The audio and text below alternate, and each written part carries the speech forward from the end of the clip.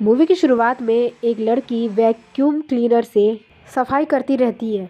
पूरे घर की सफाई होने के बाद वो वैक्यूम क्लीनर एक छोटे से रूम में रख देती है और उस रूम का गेट बंद कर देती है। और जैसे ही पीछे पलट के कुछ काम करने लगती है, वो वैक्यूम क्लीनर उसके पीछे आ जाता है। वो लड़की जैसे ही पलटती है तो वो पूछने लगती है, क्या कोई आसपास है?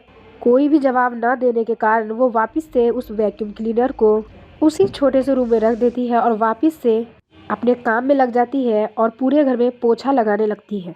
तभी वो वैक्यूम क्लीनर वापस से उसके पीछे आ जाता है और धीरे धीरे उसे अपने अंदर खींच लेता है। शॉर्ट फिल्म देखने के लिए सब्सक्राइब करना।